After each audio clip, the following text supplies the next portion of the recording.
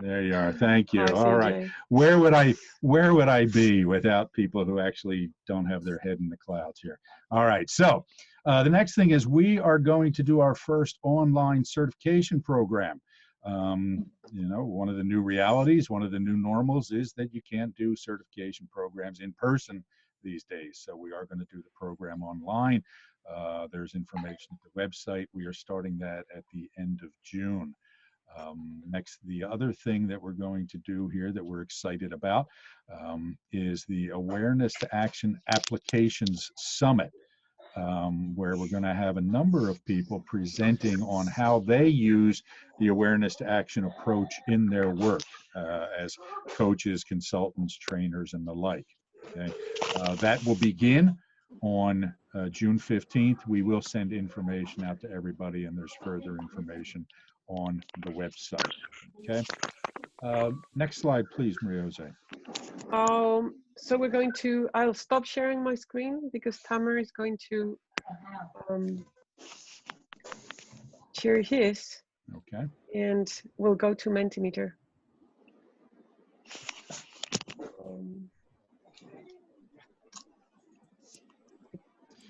Did I stop sharing? Yeah. Yes. So if you have not done it yet, please go to menti.com and use the code 623545 and share a word or two. And this is a word cloud that's being created as we go. Fear of travel, uncertainty, all big things that are popping up. Ambiguity, age-related, yeah, losing clients, yes, a big one. Emotional drain, etc. Okay, so we will check back in with that as we go to get a sense of what's happening. Now, what are we trying to accomplish here today? So we call this navigating the new normal, and the reality is that nobody knows what the new normal is going to be. Anybody who's making predictions about what the new normal is probably fooling themselves or trying to fool you. We're living in a state of ambiguity with a couple of global crises, a crisis in health and a crisis in the economy. So we don't have any suggestions really on what the secrets or what the answers are to being successful in the future. We're not going to encourage you to buy gold coins and store them or anything like that. That's not what we do. What we are going to talk about. Okay, we're going to ask that people turn their microphones off, please. There we go. I am muted. You are unmuted. Okay, great. So we don't have, you know, certain answers, but what we want to do are discuss how an understanding of our personality style can help us in whatever comes in the future. Particularly, we're going to look at the three instinctual biases, the navigating, preserving, and transmitting domains of instinctual biases, and talk about how people of each of those biases are kind of experiencing life today, and what we should keep in mind in each of those domains in order to be more successful in the future. Okay. Let's see here. Bear with me. Great. All right, Maria Jose, anything else you want to say at this point? Yeah, like we on purpose decided not to talk about how to deal with the situation today with the crisis, and are talking about the new normal. It's something that worries all of us, but I think this framework provides really interesting insights that we're excited to be sharing with you. Yeah, yeah. And one of the reasons we called it navigating the new normal, because navigating is one of the instinctual domains, right? And we feel that each of these domains or each of these tendencies are being activated or influenced in particular ways. But the navigating domain is one that is particular interest to us because it's all about how do we understand our environment and how do we understand what's happening in life. So we're going to talk a fair amount about that. So I think we need to go back to the slides. Maria Jose, Tamer, could you stop sharing your screen so Maria Jose can share hers?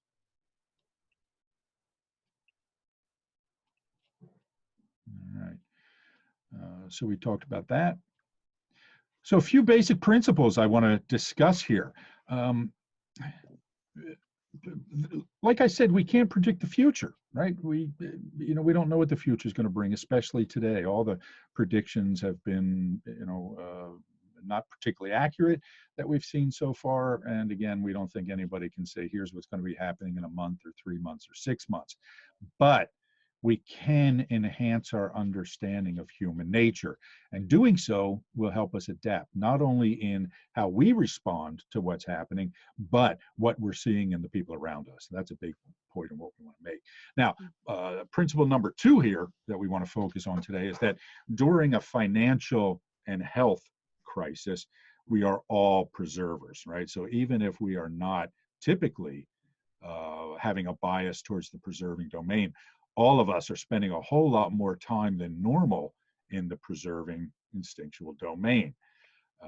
In general, in my life, I have a navigating instinctual bias, and I spend very little time in the preserving domain typically, but even I have been spending a lot of time there, right? Paying more attention to my health, hoarding resources, conserving resources, organizing, and so forth. Okay. Now, the third. So being a navigator myself, I am even enjoying it. Yeah, it feels comforting, right? And that's a big part of it, is that in times of health or economic crisis, paying more attention to the preserving domain feels comforting. Okay? Now, of course, we do have to watch that we spend too much time there, right? And sort of guard against that. But so the final point here to make is that when we are preoccupied with the preserving domain, inner conflict starts to kind of arise in the navigating domain. And while most companies that people in the companies that I am talking to are very focused in the preserving domain, making sure that we have enough resources, making sure that we're not spending money, making sure that we're protecting our people, issues related to the navigating domain are starting to bubble up under the surface, right? I miss connecting to people. I'm not sure what my future in the organization is going to be. I'm not sure what my role is. I'm not sure what the new norms are. When I go to Spain the next time, do I kiss people on the cheeks, right? You go. Right? Or do I even go shake hands with people when I go back to work? So all these things are big question marks that people are dealing with right now. Okay. And again, our way of trying to understand this and deal with it is by thinking about the 3 instinctual domains and how they influence this. So, Maria Jose, why don't you talk about so, as you probably all familiar with, the Enneagram is a model of personality styles that it's based on 2 kind of domains, or 2 dimensions, as we call it, the 3 instinctual biases and the 9 strategies. Even though most people focus on the 9 strategies or the 9 types or the 9 Enneagram types, in our work, we have based a lot of what we do in working with instinctual biases. And today we're going to address that, that part of the Enneagram, and not necessarily the strategies, the preserving, navigating, and the transmitting instinctual biases.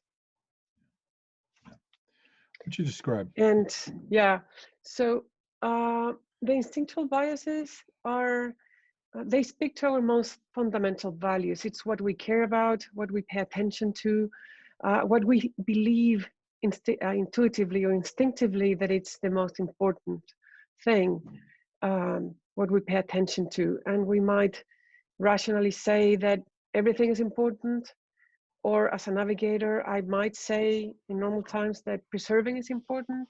But when I get to decide where to spend my time, I typically go to the navigating activities and not the preserving activities. So this is how it manifests. We prioritize, we pay attention to one domain more than the others. Yeah. So in a sense, these are systems of values, right? And where the strategies do come in, and we'll just touch on those very briefly, if we could go to the next slide. The strategies, so the instinctual biases are what's important to us, like Maria Jose said. The strategies are how we go about getting those things, okay? So Maria Jose and I are both navigators, but her strategy is at point 1, striving to feel perfect, whereas my strategy is over at point 8, striving to feel powerful. So even though we both place emphasis on the navigating domain, we achieve it in pretty dramatically different ways, quite frankly, right? Maria Jose's approach to it is by making sure that she's doing the right thing in the social domain, or the the social environment. Whereas my approach to navigating effectively is to try to dominate the group.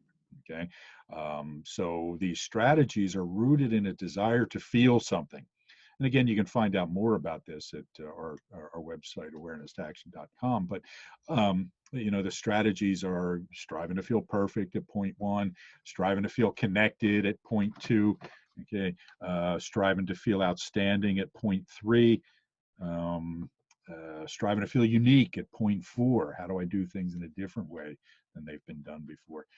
Point 5 or Enneagram type 5 is striving to feel detached. How do I keep an emotional buffer or little bit of emotional distance between myself and my experience? Point 6 is striving to feel secure. How do I make sure I'm safe? So the preserving 6s, people who are focused on preservation and striving to feel secure, are really kind of in their hot zone here as we go through these crises, right? So point 7, striving to feel excited. Point 8, as we said, striving to feel powerful. And point 9, striving to feel peaceful. So again, these are strategies for trying to satisfy our instinctual needs. And the simple reality is that when I just talk to my clients, when I observe people, sure, you can see the Enneagram type at play. You can see these strategies at play, but these are times that are really activating the instinctual biases. And this is really where we want to be paying attention to when we're working with our clients. Okay, just so you know, we're going to cover these 3 domains, talk about them in a little bit of depth, and then our goal is to do a breakout session where you'll get to talk with 3 or 4 other people about some of this. So you will have some interaction. So what are these 3 instinctual domains? Now, in much of the Enneagram literature, they are referred to as self-preservation, social, and either sexual or one-to-one. And for a variety of reasons that I won't get into now, I started referring to these as the preserving domain, the navigating domain, and the transmitting domain. And what the preserving domain is all about, it's not just about preserving myself. It is these instinctive behaviors that push me to preserve, to hold on to resources, to protect myself, to feather my nest.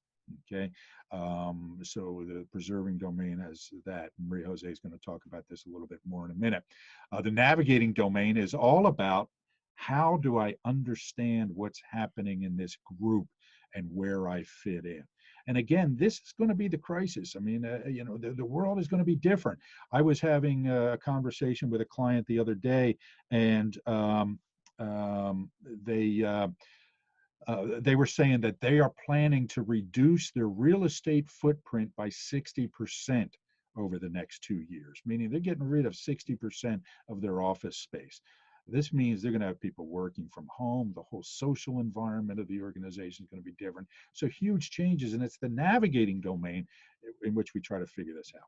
Okay, and finally, transmitting domain is all about how I get attention so that I can share my ideas with you. Okay, so it's behaviors that make me stand out so that I can have some sort of deep connection with you, so I can share my ideas or my products or my memes or whatever.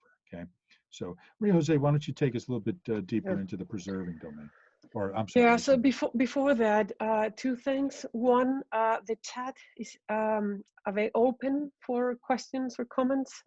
We might not get to them right away, but Tamer is in the background managing that in case you have questions, and he will let us know. So the instinctual biases apply at an individual level, but they also apply at the team or organizational level, even the country level. we see that they shape the culture of a group, and that is also affected by the current dynamics. So it's, although we're not going to get into too much detail about that, it's important to keep it in mind how these same concepts apply at these different levels affecting culture.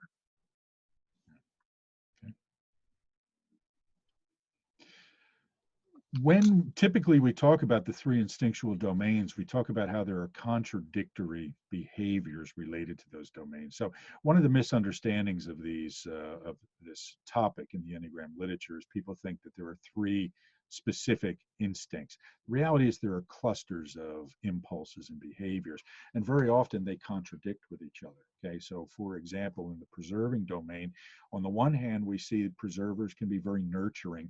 On the other hand, they can be selfish, and it all depends on how they feel about their resources, right? So you get these contradictory behaviors.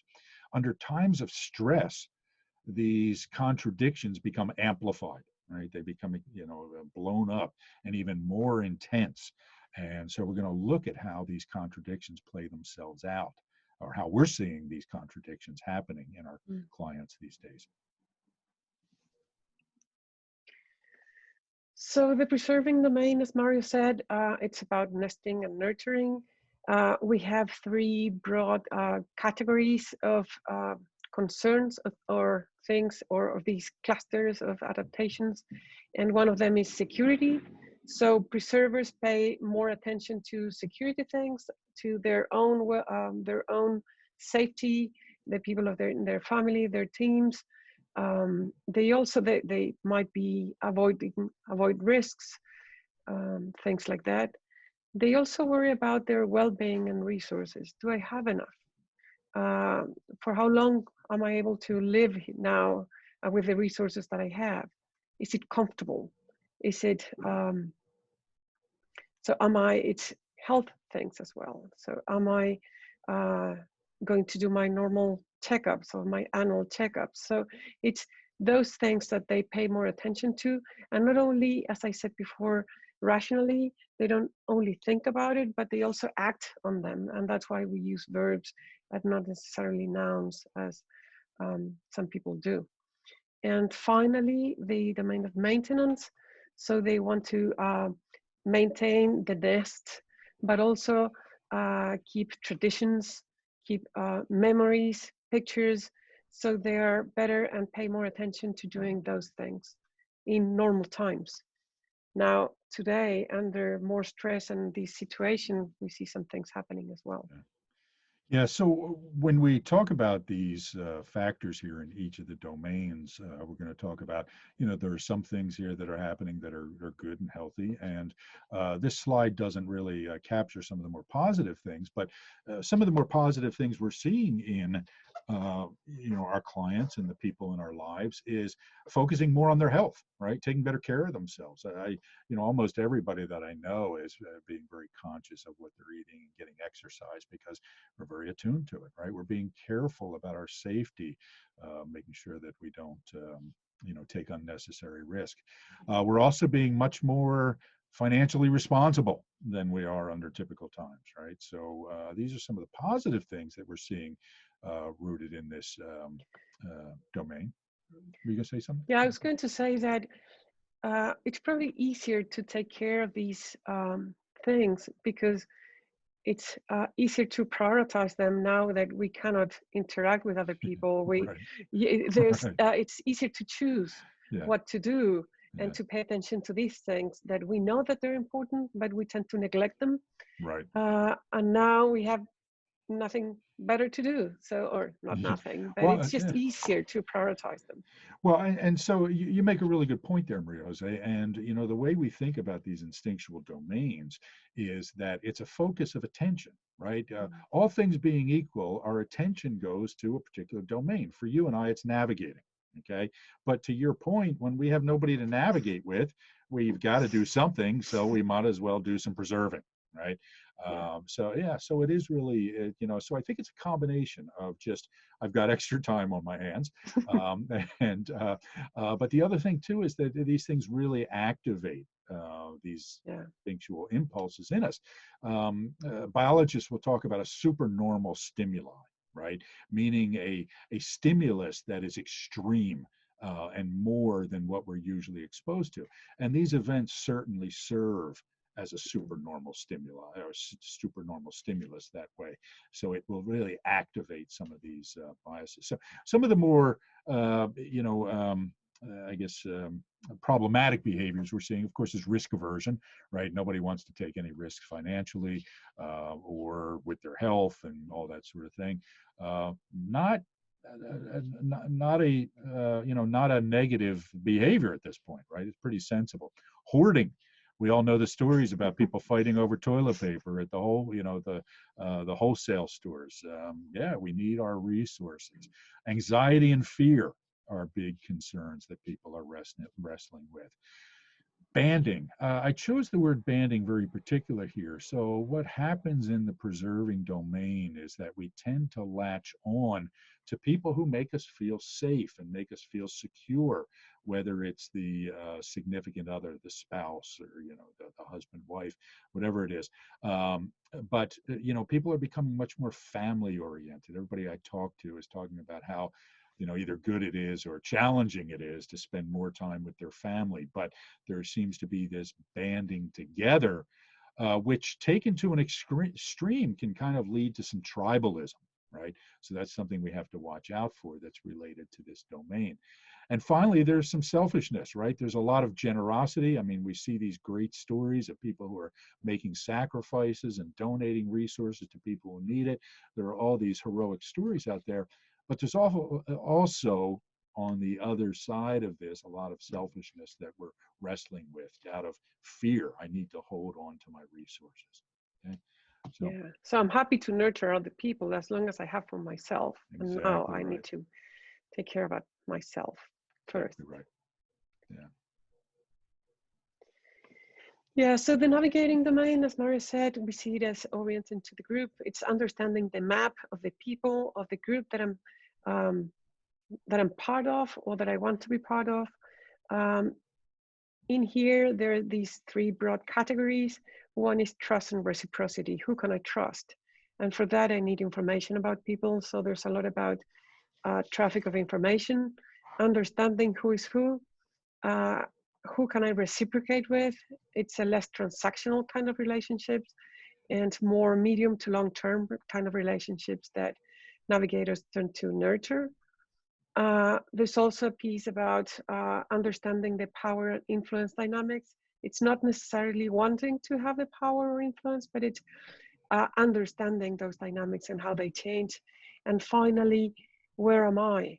Where am I in that map that I'm navigating in that in the power scheme? Where am I? And in the kind of different groups and subgroups, and what's my identity and how do I want to be seen and perceived? Understanding the group mores, understanding how I want to navigate in this group, and that's changing. Yeah. Good. Okay, so what are we seeing in the navigating domain? And again, I want to emphasize that as we're going to see in a minute, the navigating domain for preservers is what we call the zone of inner conflict. So when we're in the preserving domain, we start to feel stress and anxiety in the navigating domain, particularly when we're in a situation where we can't go out and navigate. Okay, so people who are navigators are feeling some particular challenges, but I think again the navigator in all of us is feeling these challenges as well. For example, disconnection. Okay, I was speaking to a friend the other day, and he said he hadn't been in the same room with another human being in 7 weeks. Right? I mean, that's that's tough. Right. So, some people might think they'd enjoy that, but that could be a challenge over time. So feeling disconnected from the people we care about. My children are disappointed that they can't see their grandparents. I haven't seen them in a couple of months. Loss of identity is a big issue dealing with the navigating domain. Who am I and where do I fit in? Particularly for people who are losing their jobs. In the United States, they're saying the unemployment rate's going to be 25%. And we are a culture where people are so identified with their job, that it's going to be pretty traumatic for people. But not just, do I have a job or not, but what is the nature of my job? If a company's downsizing, I have to take on a lot more. What does that mean about me and where I fit in and so forth? Which takes us to role confusion. Okay, we've had to let go of a lot of people. Who's doing what?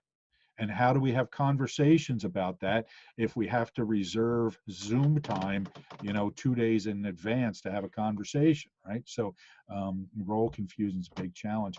Not having Role confusion, sorry. Yeah, go ahead. Even role confusion at home, when everybody's at home now. And for families that are not used to that, might create some confusion as well. Absolutely. Absolutely. Not being able to see the future. Now, again, even in the best of times, we really don't know what the future is going to bring us. But this is a time in particular where, it's challenging to even speculate about what's going to be in the future. And this is a hard time for navigators, because navigators are always trying to get a lay of the land and how things are going to work out. And finally, this idea of norms being upended.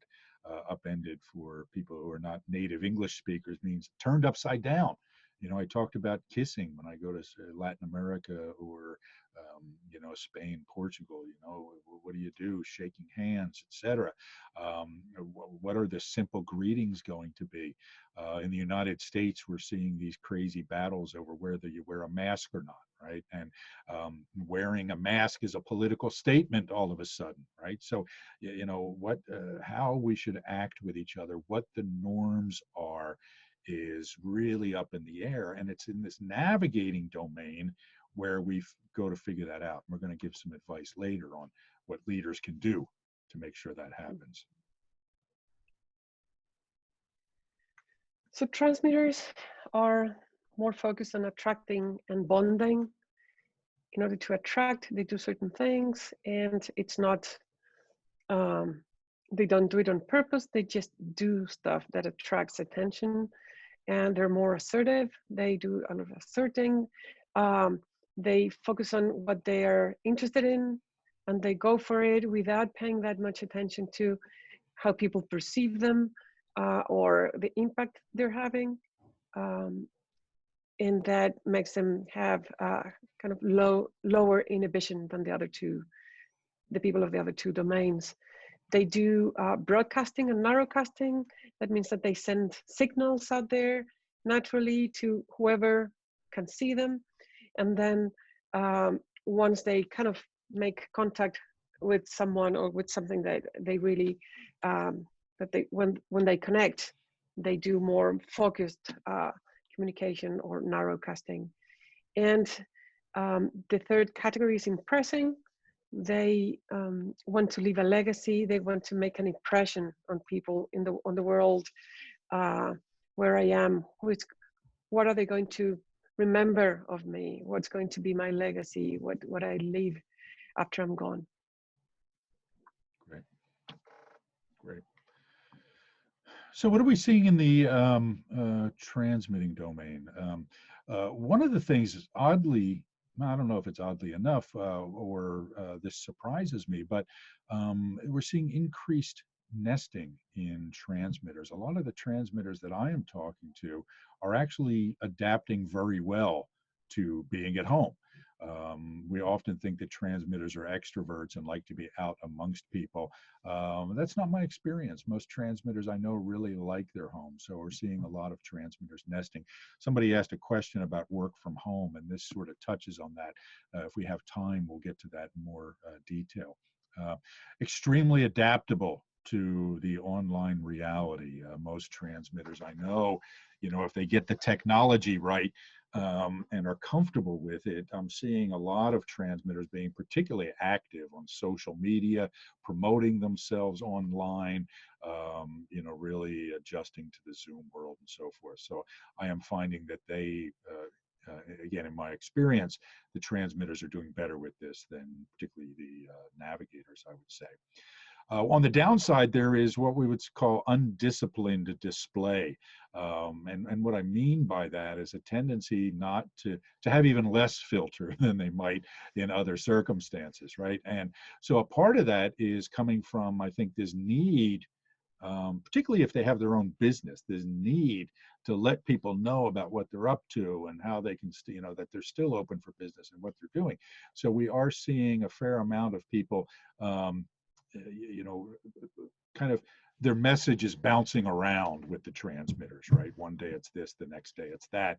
And so there's not as much discipline in how they're presenting themselves as they'd like to. And this one, too, is kind of interesting. As we know, there are lots and lots of conspiracy theories going around. And for whatever reason, it seems to us that the transmitters tend to be a little bit more prone to this. We think it has to do with kind of the sexiness and juiciness of conspiracy theories. They seem exotic, and this is something that transmitters can be attracted to.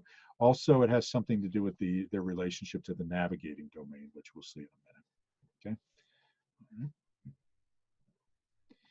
All right, so patterns of expression. This is a big deal now. This is something that is really important to our work, and it's not something that every Enneagram teacher agrees with, but in our experience, there is a particular pattern of expression.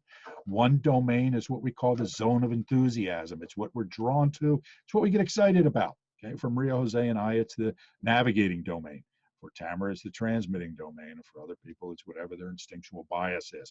It's where our energy goes and what we like. The secondary domain is what we call a zone of inner conflict, meaning I'm drawn to it, but I never feel quite comfortable. I have a love-hate relationship with it. I'm drawn to it, but then I get irritated with myself for being pulled into it. And the third domain is what we call a zone of indifference, meaning we just really don't pay that much attention to it. We don't care about it all that much. Okay. And we have seen that there is a predictable pattern for all three of these. Go ahead, Maria Jose, tell us about that. Yeah, so we've seen that preservers they do the preserving stuff very naturally. So what are they swim in, but then their secondary domain or zone of inner conflict is navigating, as Mario has mentioned before during this session. The transmitting domain is tertiary, and it's something that people think that they shouldn't be paying attention to. I should do my work well, and then my work will speak for itself. I shouldn't need to promote myself. And in fact, they see that as something that will make them a transmitter, and that's the last thing they want to feel like. And so it's kind of that kind of relationship. The navigators have navigating first. They do that naturally, and then transmitting, they kind of want to do, but they don't feel like they do it that well. But there's a kind of like an inner transmitter that wants to come up, and they do that more easily when it's part of their role. If part of my role is to transmit, to be in front of a room and send a message, then I'll be more comfortable. But if it's not, I'll be more reluctant to do it. Preserving, it's just something that can always wait for navigators. Transmitters, they do it transmitting naturally without necessarily wanting to attract attention. They do, and they do transmitting stuff. The preserving, they do it a lot more than one would think. Transmitters are not transmitting all the time. They go down, they go back home to the nest, regain energy. They enjoy it, but they also feel inner conflict around it. Am I saving enough? Do I have enough resources, etc.? And navigating seems like wrong. Like people are wasting their time having coffee with people that they don't work with, or gossiping about what's going on at work. Yeah. And it's in this area here when we talked a few minutes ago about the transmitters kind of feeling comfortable at home. It's tapping into that secondary domain for them. So, yeah. And we're always, we always notice how much transmitters spend time talking about the preserving domain, often not being aware of it. Okay. All right. Okay. So, in addition to there being this pattern of expression in people, we see that there tends to be a kind of a cycle of concerns that comes up. Like we said before, right now everybody's really focused on the preserving domain. And the thing that's coming up secondarily for people is in the navigating domain. And again, because of this supernormal stimulus that we're talking about, we're we're all sort of preserving more than usual, and we're kind of acting like preservers even if we're not in other circumstances. So the concerns in the navigating domain are really rising to the surface these days. The transmitting domain, we're not, most people just aren't paying that much attention to at this point, right? I mean, it's there. And again, we want to say that we're all doing all these things, okay? We all do them all, to some extent at any time. But again, we're seeing heightened patterns here. And this cycle of concern is, right now, the preserving domain is dominant. The navigating domain, though, is the one that leaders are really going to need to pay attention to in the pretty near future. And then, of course, we're going to have to rebuild our businesses, which is all about the transmitting domain, right? How do we get back out there and get business? So this is a pattern we just thought that we'd share because it's something we've been noticing in people.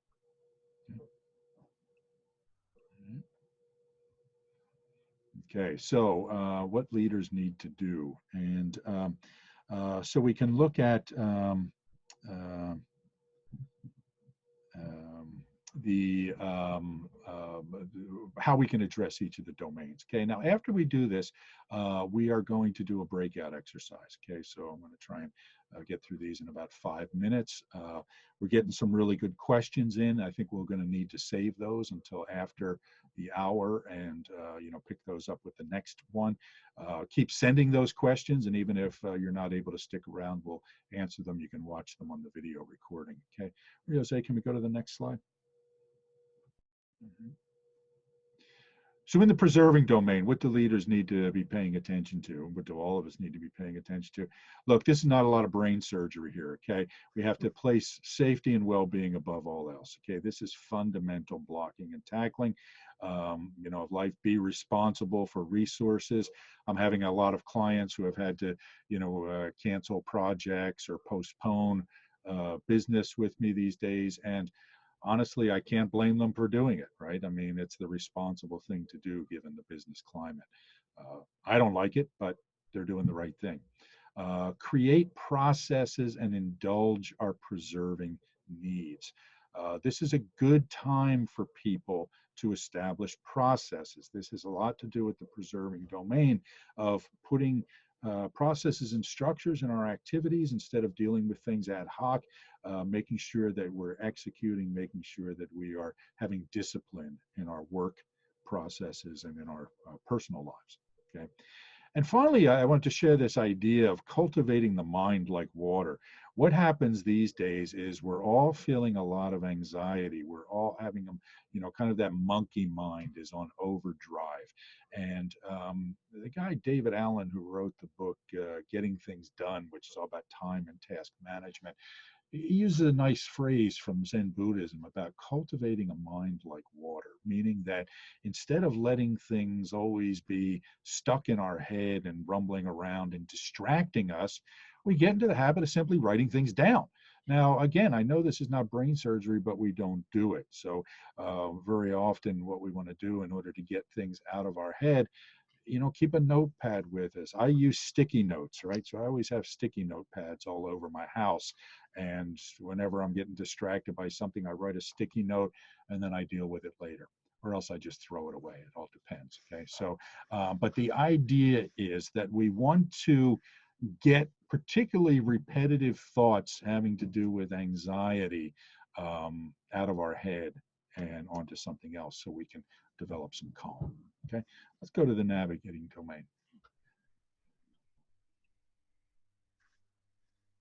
So the navigating domain is the one I think that leaders are really going to need to pay attention to these days. And again, it's why we called it navigating the new normal, because I really think this is a key issue.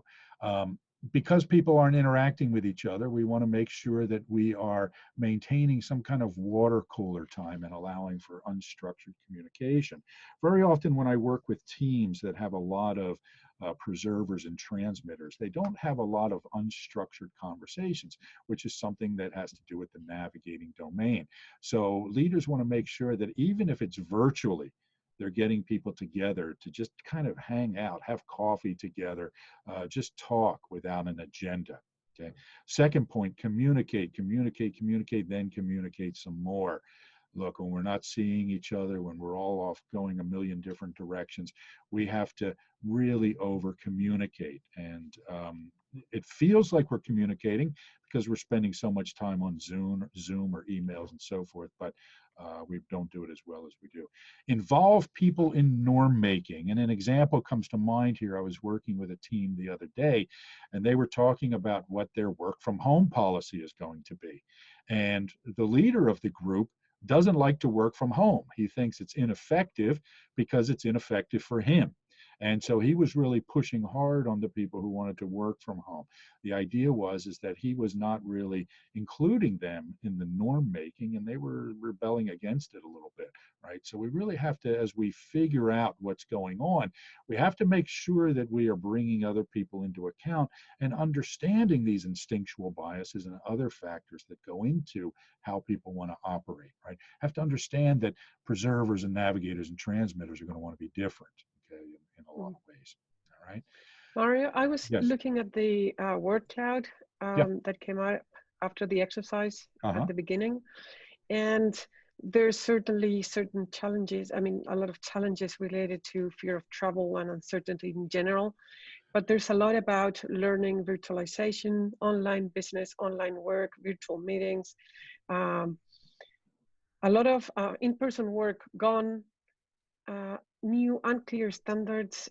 So a lot of it has to do with this domain, the navigating domain. Even kind of if you're doing a workshop, how do you connect with people? How do you create trust so that they feel comfortable talking? Or how do you create a group, people who are who are new, how do they kind of become part of a team if they have never seen people? So it's new codes, new standards that it's all related to navigating. Yeah. Yeah. For sure.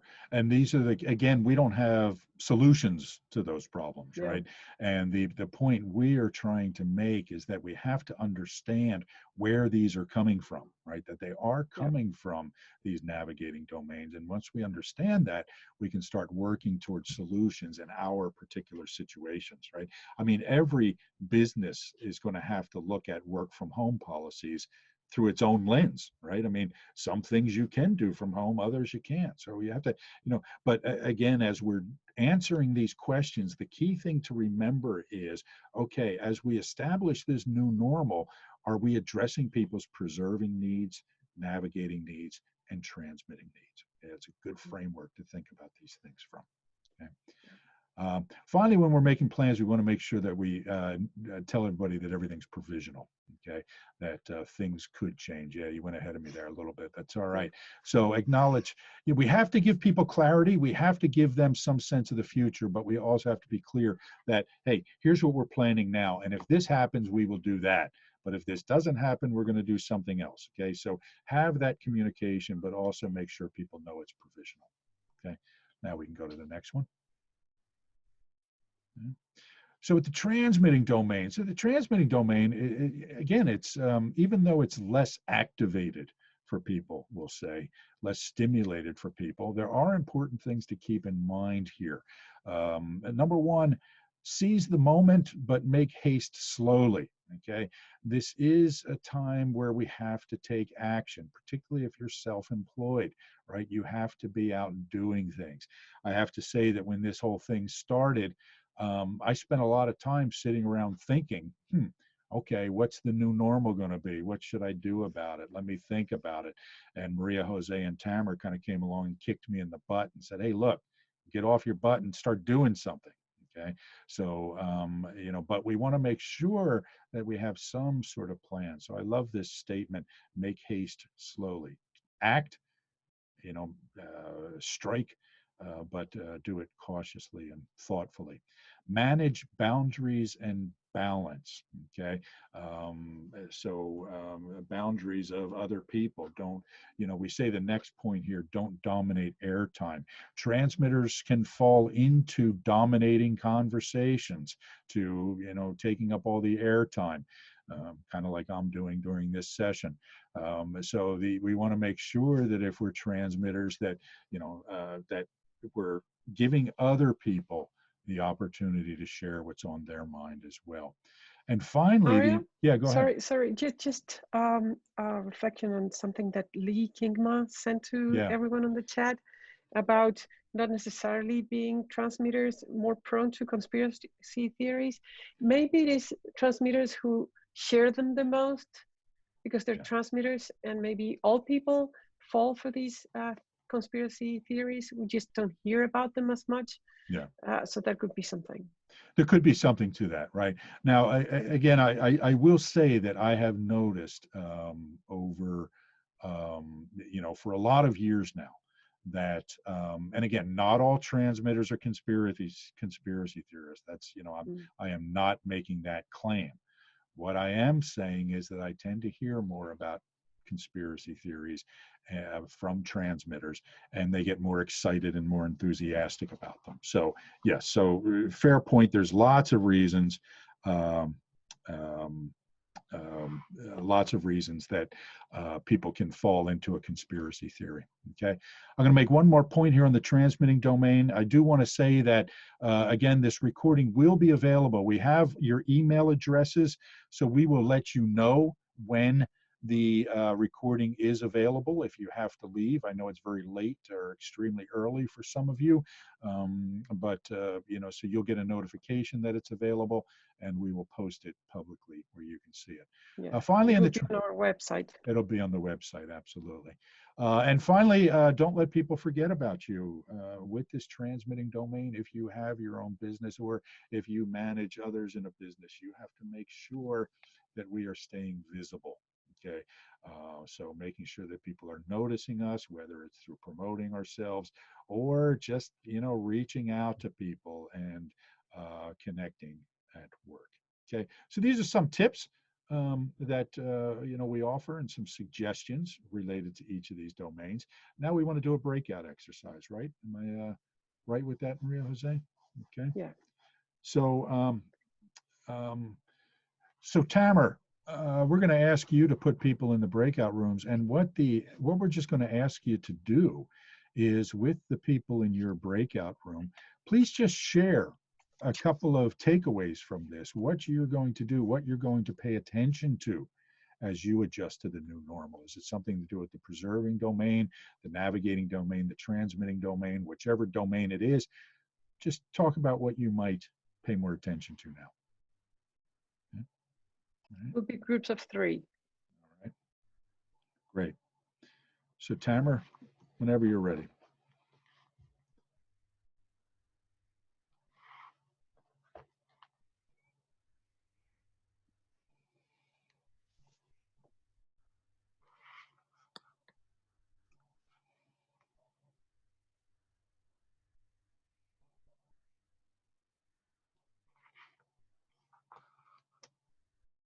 Okay.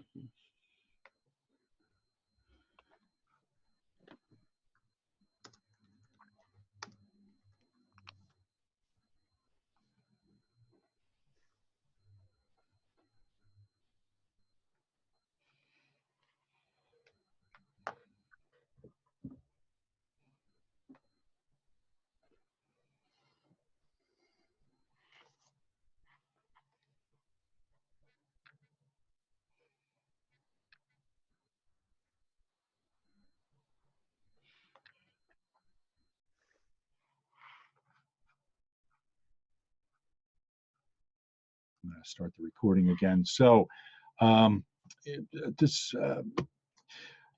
what we'll ask people to do, because it is the top of the hour, so we're officially out of time. Like we said, we're going to stick around a little bit and answer any questions. So if you would like to share your observations from that exercise, please do so in the chat room. We'll be happy to discuss them.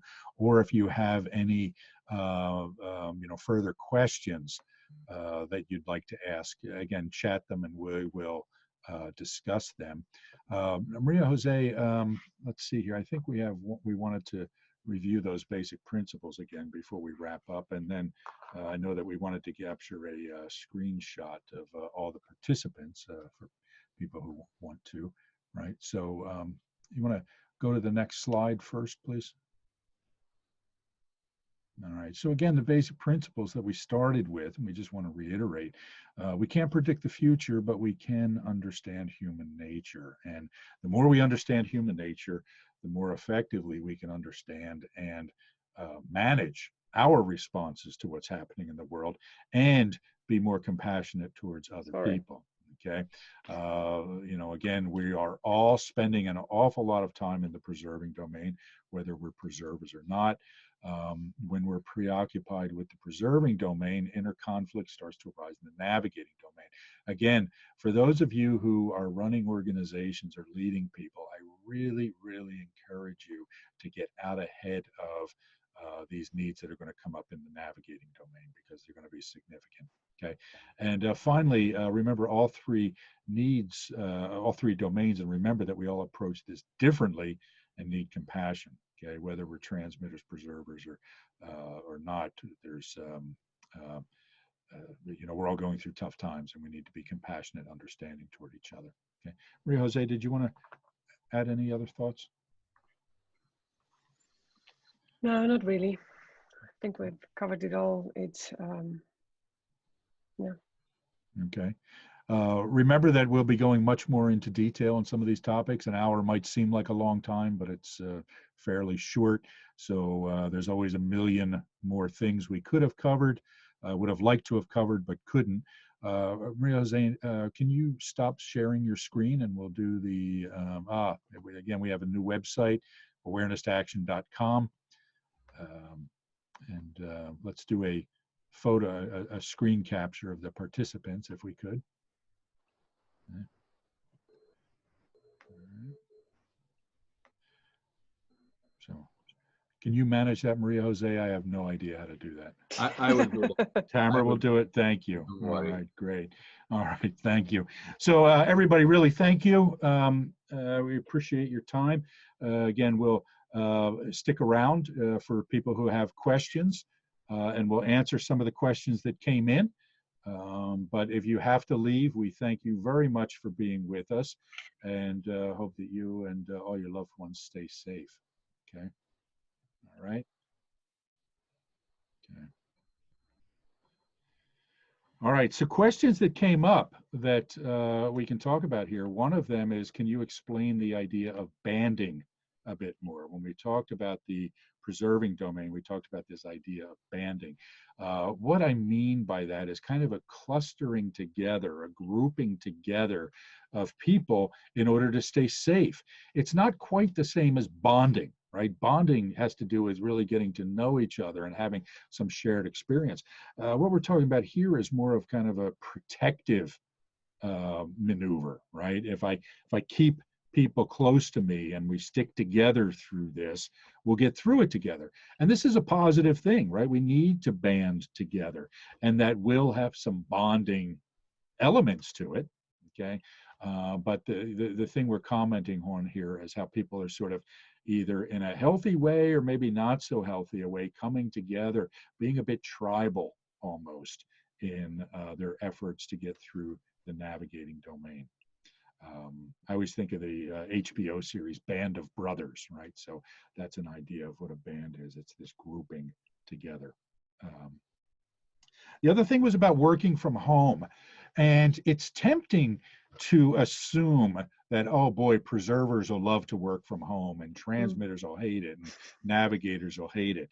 The reality is it's more complicated than that. You know, I know personally, there are things I've been enjoying about being at home and things I have hated. I mean, I miss the contact. I'm somebody who travels a lot, and I haven't been on an airplane in 3 months now, And there's a part of me that's thinking, wow, I really need to get on an airplane and go somewhere, right? I have that Yeah. need to go to a bookstore or a coffee shop or something. And that was part of your identity as well. That was part of my identity, the guy who's always getting on airplanes, right? So, yeah, so that's... No stories to tell. No, I have no good stories, yeah.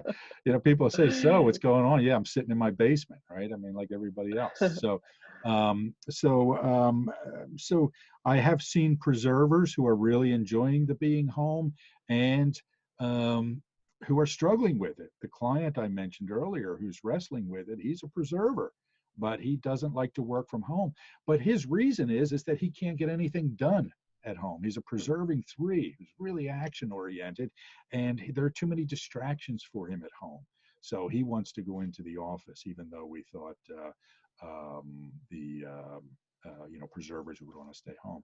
Again, I am seeing that transmitters really seem to be enjoying it, or at least a lot of the ones that I've talked to. They're really enjoying that hunkering down.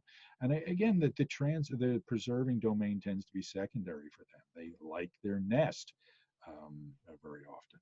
Okay, so I wish I had more to add on trends from working from home, but it seems more complicated. Maria Jose, I don't know. Are you noticing anything in addition? Yeah, I've noticed that sometimes for preservers, it's a bit overwhelming as well to be at home because they see all the things that they feel like they should be doing with more of an obligation. And for me, it's like vacation, you know, oh, for this time, I'm going to focus on preserving stuff, but it's not, it doesn't have the same feel.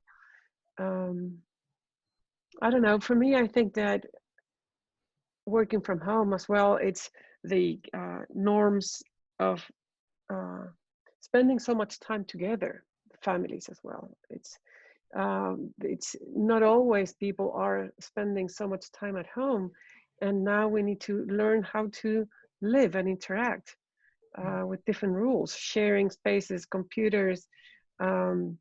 So it's interesting how it's unfolding, and I think we're learning, but it's a lot about this navigating stuff, as we said before. Learning how to do it. Even like, I'll share something personal, like my daughter, my 8-year-old, she was doing some homework today about the rules for online classes at school. So they're working on that as well. So it's something that it's everywhere. Yeah, it really is a time of reconfiguring of norms, right? And how we interact with each other. What is my son, he's another year of high school and then off to college, right? But what's that going to look like in the future? What will education look like? Again, work from home is going to be a huge trend.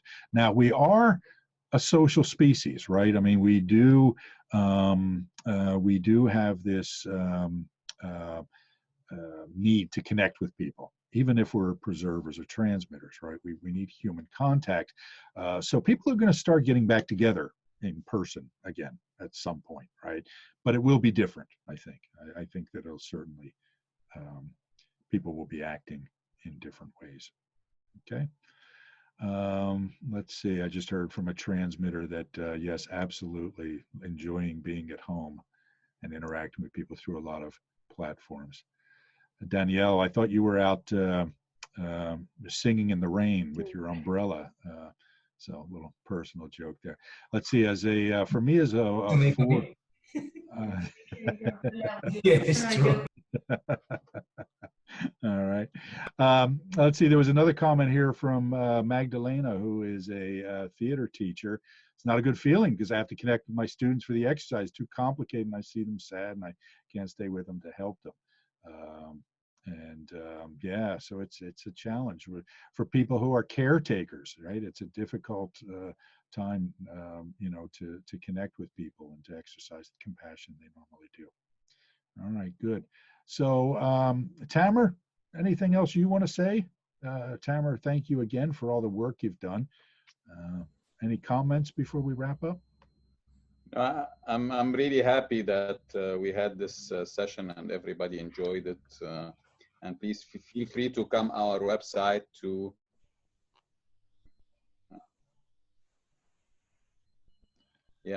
So I'm just saying thank you everyone, and feel free to come to our website for the recording and for more contents. All right, great. Thank you, Thanks Maya. again. All right, And if thank you have you. ideas, if particular ideas and other topics that we might be doing another session on, another session like this, feel free to suggest it. Yeah, yes, thank you. Yeah, you can send on the same email if you like. Yeah. Yeah, info@awareness2action.com. Okay, well, with that, we'll wrap up here. I have to go to attend to some preserving needs and eat dinner. So thank you, Maria Jose. As always, you're great to work with. Tamer, again, for the support online, and everybody for showing up. Thank you so much, and stay safe. Have a great weekend, everybody.